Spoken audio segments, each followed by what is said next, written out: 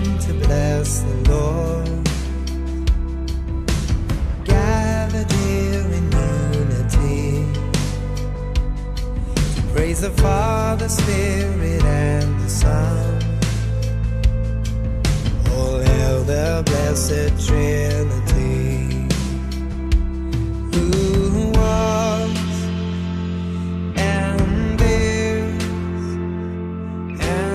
is to come.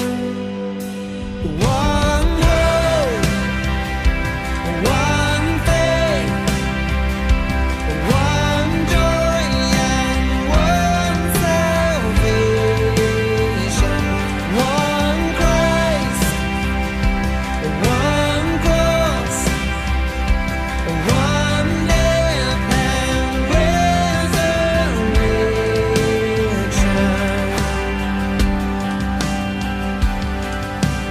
We have come to bless the Lord, gathered here in unity,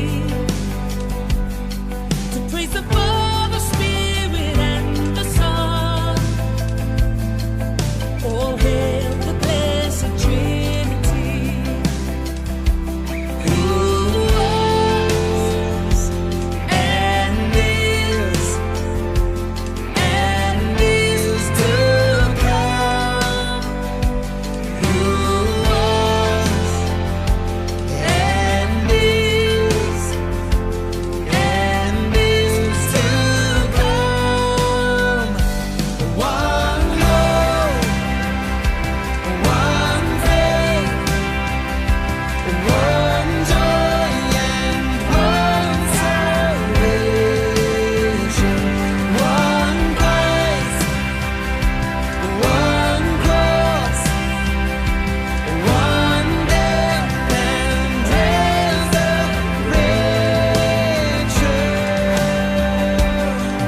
And he shall reign forevermore.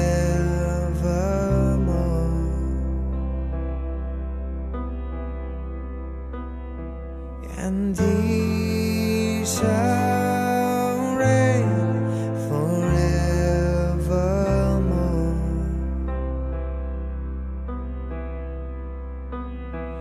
And he shall reign forevermore.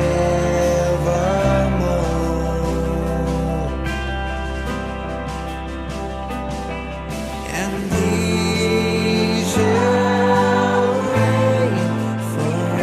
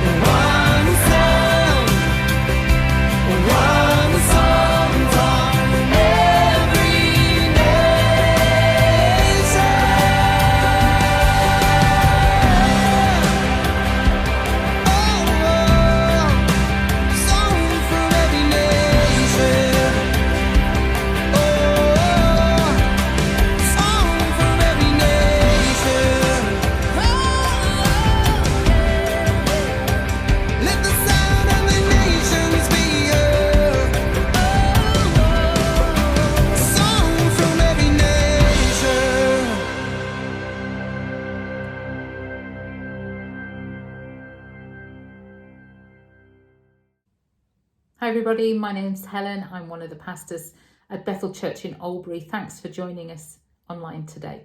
Do you know, I sat down to prepare this talk on Monday this week and in less than 2 minutes I got distracted. My notifications, my to-do list popped up on my screen. I sorted a couple of things out that I needed to do. There are now multiple screens open on my computer. And whilst I was doing that, Sky News, an alert beeped on my phone. Intrigued, I just had to go and answer that and go and have a little look, and it was all about Boris Johnson isolating, but you know, it's okay because he feels like he's as fit as a butcher's dog. Well, I really needed to know that, and I'm glad I didn't miss that tweet. And then ironically, my screensaver, my screen time notification popped up, telling me that my usage was down 30% last week. Well, hooray for me. I start to recover my chain of thought. I flick back to the internet browser and pick up the Bible again. And you know, Alexa beeps. You could have written this really. It beeps and flashes yellow to tell me that my delivery has arrived. And you know what it's like with deliveries. You know, if you're like me, I just have to go and check out to see what it is that I actually did order. And so then I come back to the desk and I'm about to look online for stuff that I was going to be using today. And then sad news on a messenger text that a father of a colleague had just passed away with COVID. So I pray a little prayer for the family. I send a little prayer emoji online, and I try to get back to the thing that I really need to get done today. And I'm totally lost again as to what I needed to say or do or think. Is it just me? Do you do that as well? I'm guessing it's not just me, because you know, even years ago when I was a kid, it used to be the phone ringing. We'd just sit down for tea and you could put money on the fact that somebody would ring, and it would usually be one of three people. I won't tell you who they were. Just as we were about to sit down to eat, just as we were about to watch Dallas, you could pretty much guarantee that that happened. But you see, nowadays it's online marketing, it's notifications, it's alerts, status updates, posts, tweets, and it can all become this barrage of information and demand, competing for our attention in that moment, demanding that we answer the call, designed to grab our attention and drag us away from the present. And you know, we are bombarded with this unending stream of unfiltered, unexplained, unproven, unexpected information that, you know, is actually often unworthy of our time and attention. The culture we live in demands that we are always somewhere else than in the present, in the here and now. The thing that bugs me the most, you know what that is? It's when families, groups of people who've clearly made that effort to get to the park or go to the beach or the countryside or do something together that day. And I have to say, perhaps as a family, we've fallen into the same trap. And you can see half of them walking around with their earphones on, no interaction between themselves particularly. Someone's talking perhaps business on the phone. The kids are pulling Snapchat faces to friends that they can't seem to be away from even a few hours. And I can't stand it when someone is on the phone at the till, making that person who's trying to serve them a coffee feel like they're the problem. You know, how much harder, you know, it is nowadays to make sure that we are fully present, available to the people with us in the moment, to enjoy the beauty, to unplug from technology and to be replenished by connecting with one another, to connect with creation all around us, to allow it to soothe our souls, which is what it does, rather than only consuming it every now and then when it's on a screen with David Attenborough narrating over it. You know, I've been reading an excellent book called Get Your Life Back by John Eldridge. A lot of this talk has sprung from it, to be honest, and he puts it this way: our attention is being constantly taken hostage. Some of you may have the balance right. Some of you can go and put the dinner on, if I'm honest. You might have it all sorted and a lot more balanced than I do. Maybe some of you are thinking to yourself, well, you see, Helen, that's why I don't do all this technology. I'm happy with my old brick. But there is something else that you know will consume your time and attention that little bit more than it should. You know, at the beginning of lockdown, many of us suddenly had time on our hands. It was quite a fearful time, wasn't it? We were literally unplugged from our normal duties and routines. The Netflix box sets helped some of us fill that space, as did extra sleep, volunteering, painting the house, sorting out the garden, and the whole list of things that we put off until whenever. Even exercised. Some of us exercised with Joe Wicks. We're all rightly or wrongly found something, even if it was just daytime telly, to distract our attention. I'm a Celebrity, Get Me Out of Here started last night.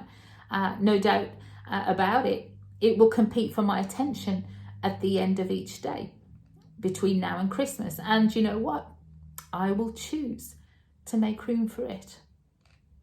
But you know, throughout time, followers of Jesus, in all seriousness, have always believed that it is vital to give God our attention regularly, to practice doing that.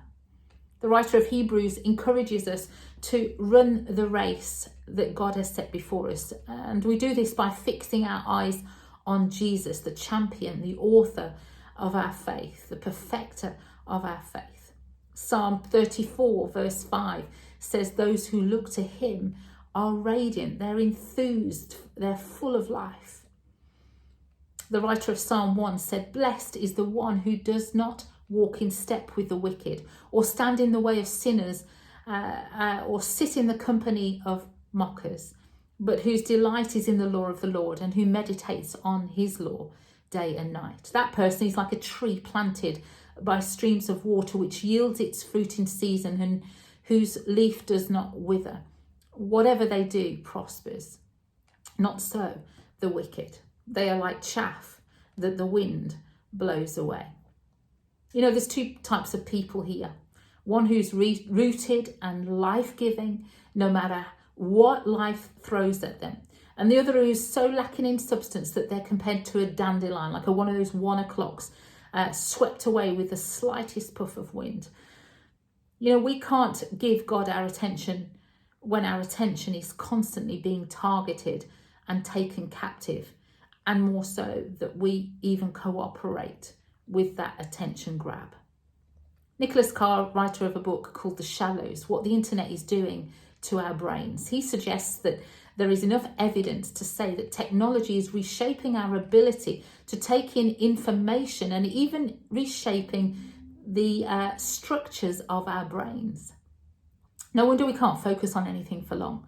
No wonder my teenage daughters can flit in and out of multiple online conversations at a time and keep up with a movie. No wonder our grandkids are teaching us how to use an iPad. We're training our brains often without realising it. Now, don't get me wrong, folks, this is not an anti-internet or anti-technology speech, not at all. We need to stay more connected than ever. I am pestering you constantly. We've even been willing to provide the technology to ensure that you can stay connected during these lockdowns. You see, with pandemic lockdowns, it's been an incredible tool, a timely tool to help us. But what we do tend to do is that we offer God the same flit and flicker of attention, and our disappointment is incredible when we don't find more of God, or we feel suddenly disconnected with him. You know, the average British person checks their phones over 58 times a day, more, I'm sure, during pandemic lockdowns. You see, tell me this, when your chime or your swoosh alert announces to you that a new text or message has arrived in your pocket, can you easily ignore it and carry on with the conversation that you're having, the book that you were reading, the walk you were taking, the video meeting that you're in?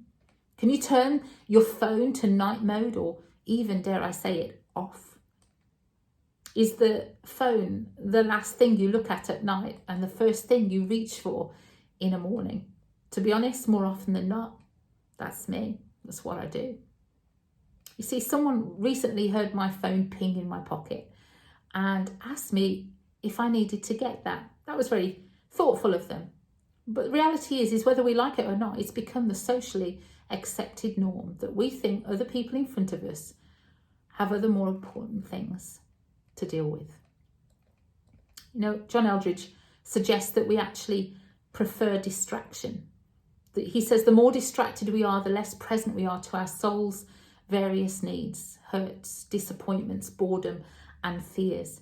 We don't have to think or deal with stuff that really actually matters. There's a lady called Juliet Funt. She's an advisor to the Fortune 500 companies. I listened to her at a conference once, and she advocates this concept of white space in business situations, time out in a crazy working day that allows employees to seemingly sit at their desk and do nothing. But what they are doing is they're being encouraged to concentrate, to think out of the box, to pause. Businesses are actually starting to realise that they've starved creativity by promoting this head-down, robotic, unhealthy working environment. And so here's the thing. You and I have a choice every single day. Discovering more of God, growing strong in mind, body, soul, spirit, demands that we create space, white or any other colour, in our day for God. Followers of Jesus, have always faced their own demands of culture, the pull, the expectations that their world imposed upon them. They must have thought that with the invention of the car or the washing machine and the computer, they'd have bags of time to enjoy life. Really? But you see, no matter what the generation, Christians have made white space, the time. They've used stillness, fasting, worship, prayer. They've gone to beautiful places, to name a few, to help them to refocus and replenish their souls. Christian practices and values have often been kind of almost bizarre, seen as countercultural. Bizarre at first glimpse, at least, but let's face it, run with culture, and we say yes to neglecting our souls. Yes to neglecting God. Yes to artificial meaning and purpose. Yes to numbing our souls. Yes to our incessant madness that we are told is a progressive life. This isn't a telling off, folks. This, I guess, is a lifeline. It's an opportunity to reset. If you're already aware of this stuff, well done. If you can fast from social media once in a while and are learning to be more present than distracted by your phone, then brilliant, well done. If you haven't been able to unplug with a holiday this year, and that's something that's really normal for you to do, something that helps you get through the next 13 weeks before another break, then can I encourage you to intentionally take time off, your days off, your holidays off, that will help you to unplug and compensate for the holidays that you may have missed. But let me leave you today with just a few very simple ideas that will allow us to stay connected in the world that we are called to know and love, but also that will help us to unplug and replenish our souls. Firstly, turn off the notifications. I'm still learning this, folks. Do you really need to know immediately that your pal has posted a picture of their pet hamster online? Do I really need to know that what Mr. Trump has tweeted this time? Or that a racing pigeon was sold for £1.4 million at 10:20 on Monday morning? Yes, believe it or not, that was another beep that distracted me as I wrote my talk. Secondly, fast from social media. Try cutting your use just for a week, or see what that does for you. Or just check it at a certain 10 or 15 minutes part of a day. Friends and colleagues I know who've done this have benefited so much. They've had so much more time, more focus, and, actually realised they didn't miss that much at all. Thirdly, turn off your phone at a reasonable time. Give yourself an evening off work. More time to be present with family. Banish tech from the bedroom. That's a classic. For years I've made it a policy not to answer work-related calls or texts after 10 o'clock at night unless it's clear that it's an emergency. Most things really will wait until tomorrow, and I'll be better able to respond when I'm feeling less tired. Fourthly, don't check your phone as soon as you wake up in the morning. Enjoy some peace. Give your soul a break. Take time to wake up and start the day over breakfast. Fifthly, when your phone beeps, cheeps or vibrates, don't react. Relearn that habit. It is a habit that we've kind of just taken on board, that drip drip kind of habit. Make your phone wait. You are not the tool. Your phone is. It serves you, not the other way around. Sixthly, do real things. Make your own memories. Stop just ticking and boxes and thumbs up in and all of that stuff for everybody else's memorable day on Facebook or Instagram. Do real things. Make your own memories. Grow yourself more than you watch other people's lives on Facebook. Go for a walk. Listen, learn something new. Cook something different, whatever it takes. And then finally, something that has really helped me in these past weeks. When it comes to unplugging, I have found that pausing for just a minute or 3 minutes initially, just a couple of times a day, is really helping me as I've navigated lockdown and work and house move, etc., etc. Just pausing and approaching God with no list, no agenda, no need, just a hello from me. It's helped me to focus throughout the next hour or the next meeting, the next phone call. I'm not advocating, folks, Eastern meditation here that says that you are in control if you empty your mind and put your body in the right position and connect with your natural essence. I am advocating Christian meditation that encourages us to fill our mind with the Word of God, recognize that He is present, He is in control, and His power and wisdom are available in each moment, each conversation, each difficult meeting. Pauses in the car, once the radio and the engine is switched off before running into work. Pauses in between phone calls, pauses in between decisions that help provide some white space creativity and thought.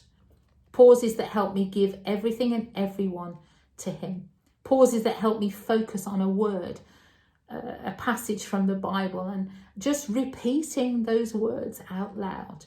Small pauses that help me connect with the one who made me and holds me in amongst His wonderful world, but also a world that desperately wants to distract me from Him. A world that wants to squeeze me into its mold. What do you need to do to unplug today that will help you to plug in and create some sacred space, God space, each day? Give it a try. I can only encourage you, give it a try. God will meet you there. And let me tell you this, you will begin to love it. You'll begin to be transformed and replenished through it. And you will appreciate your Saviour even more. God bless you, folks. Thanks for listening.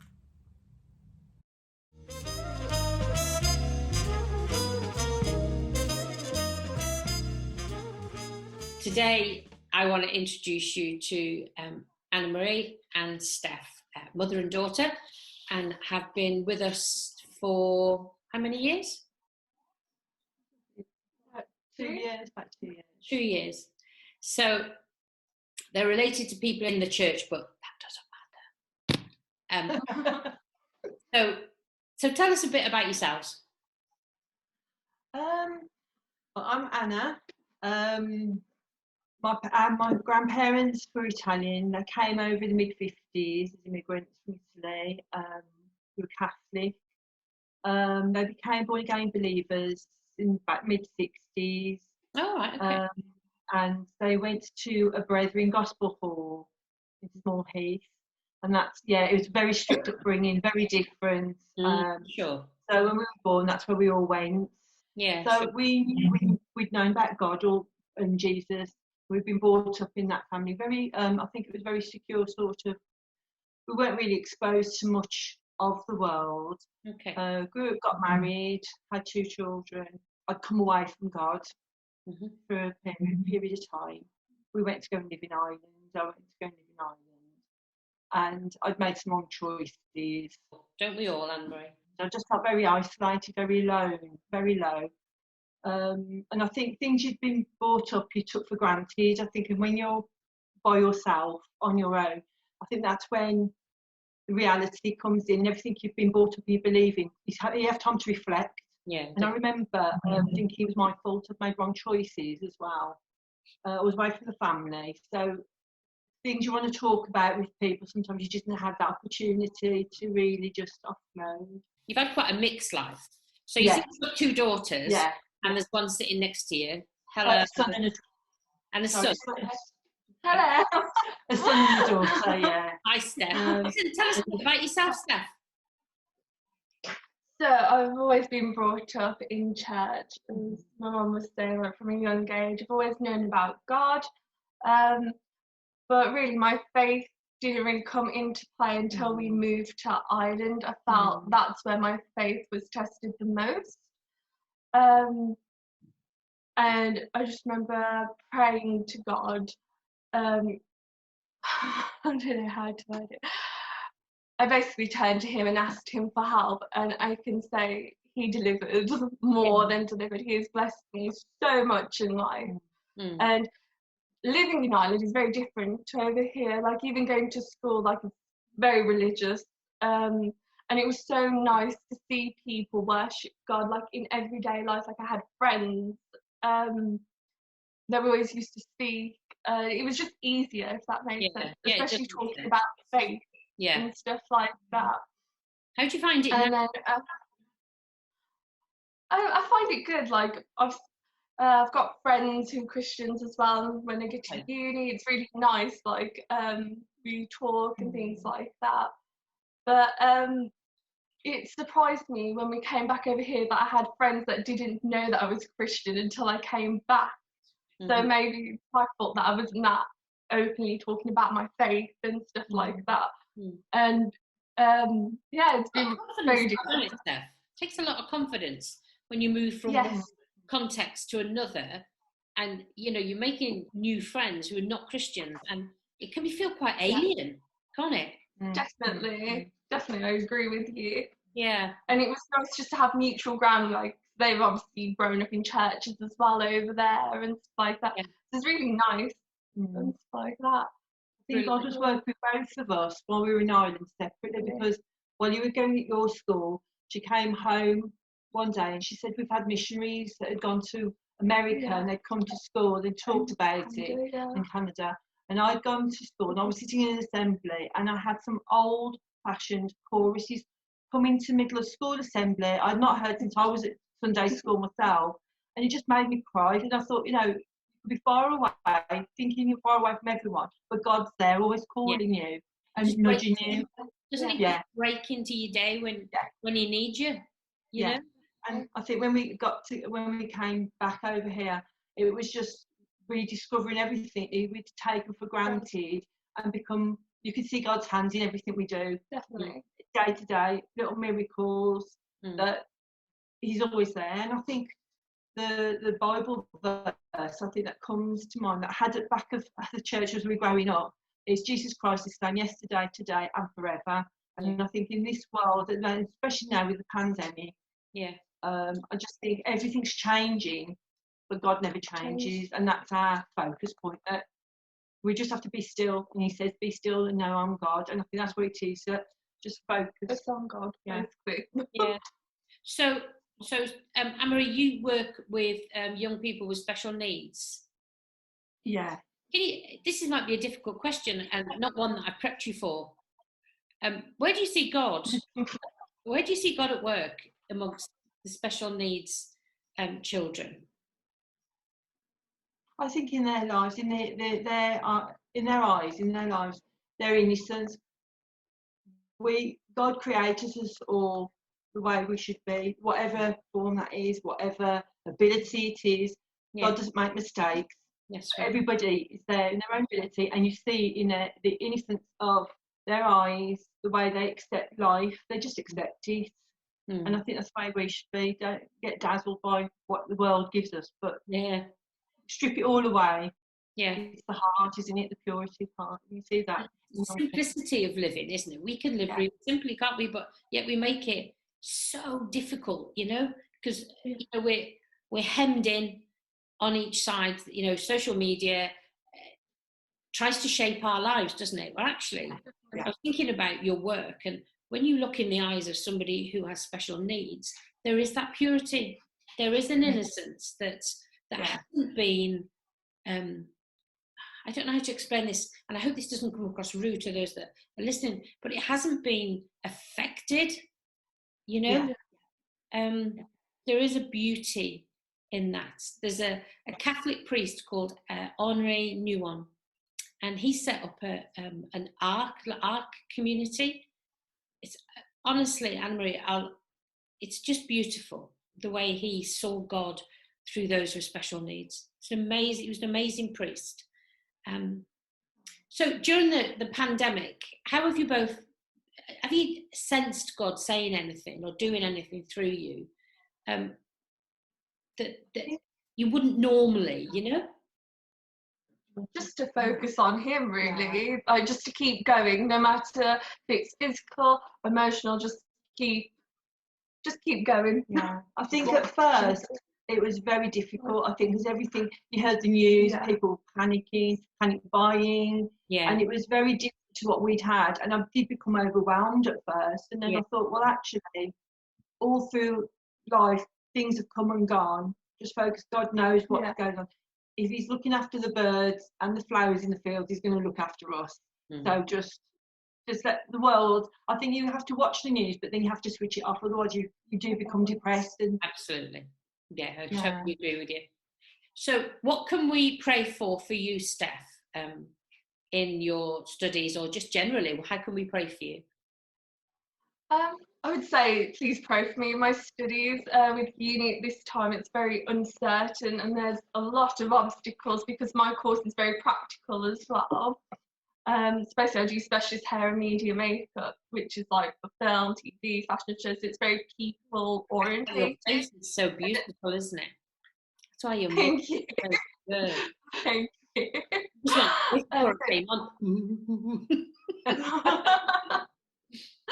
Thank you so much. Just pray with my studies more than anything. And just hope it goes smoothly. Brilliant. Thank you. What about you, Anne-Marie? I think it's general life. I think it's just people around and health. I think spiritually as well, just being focused and not to get distracted, or to keep strong, and just whatever happens in life, know God's in control. And there's a reason for everything, whatever happens. Listen, it has been so lovely chatting to you both. You're just lovely women. Don't forget. I've enjoyed it. Thank you for making it a pleasurable experience.